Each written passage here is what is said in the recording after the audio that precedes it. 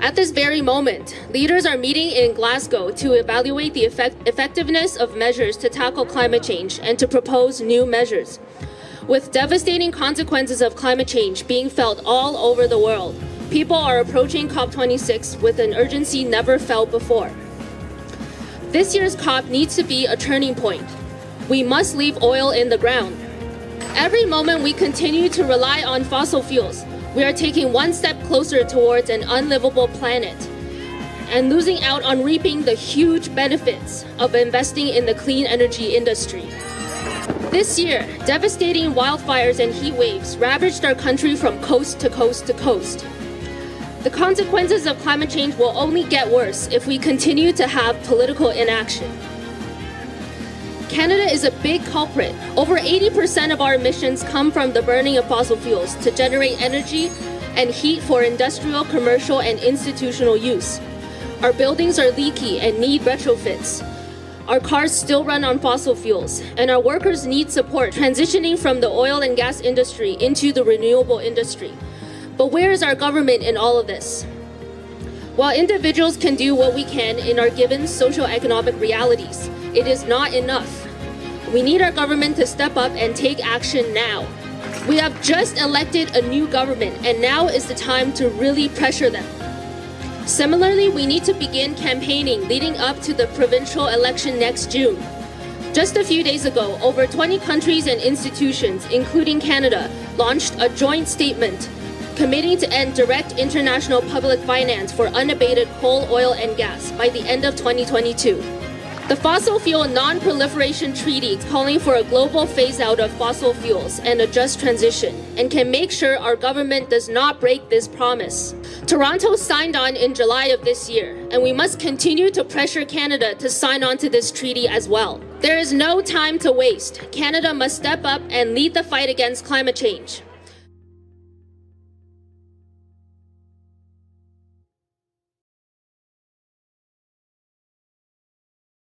They say nice words like sustainability or reconciliation or net zero by 2050, but do they mean them? Old growth forests continue to be cut down and industries continue to pollute the air, the lakes, and the forests. And they say sustainability, but too many people still don't have access to food and housing, and too many First Nations don't have access to clean drinking water, while billionaires grow richer and richer every day. This is not sustainable. And they say reconciliation, but Indigenous leaders continue to be arrested and jailed by the RCMP for defending their ancestral lands and waters against the construction of pipelines. This is not reconciliation. Canada's emissions continue to rise. Right now, according to Climate Action Tracker, Canada's emissions are in line with a catastrophic 4 degrees of warming. Net zero by 2050 is a delay tactic. Net zero by 2050 is too late. The crucial decade for action is this decade, and the goal we must focus on is not net zero by 2050, but the Paris goal of limiting warming to 1.5 degrees Celsius.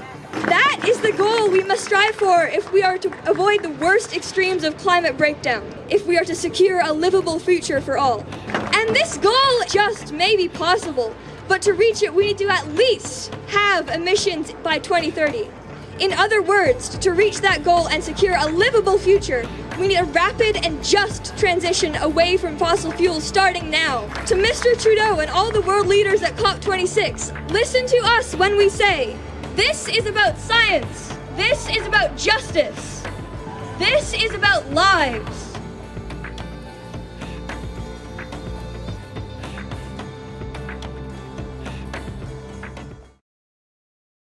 We are here as part of a global movement to tell our leaders that we want real action on climate change. The labor movement identifies climate justice as a key crisis some years ago. In 2010, we held a huge forum on the green economy.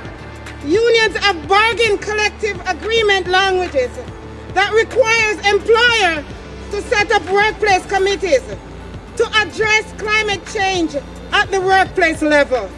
Workers must have a seat at the table where climate action is being debated or acted on. When we start seriously moving away from from fossil fuel industries, we must support the affected workers and their communities.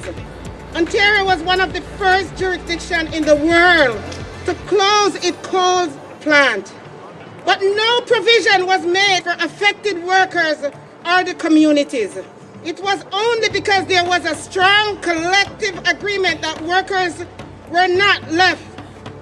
And nothing was done for communities that lost jobs, good jobs, and their tax base.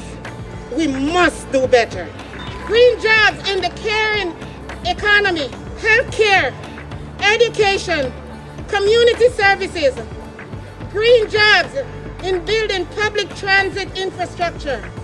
Green jobs in producing zero-emission energy system.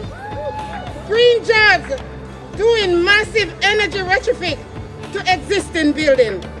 What about this guy here, Doug Ford?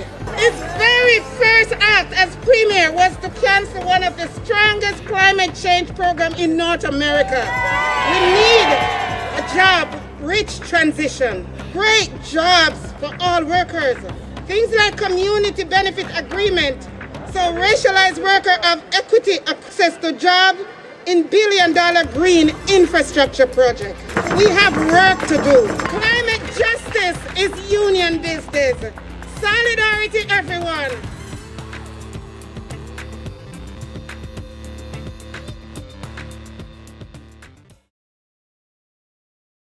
We have asks for the Canadian delegation and the world leaders at COP26. Number 1, Respect Indigenous sovereignty.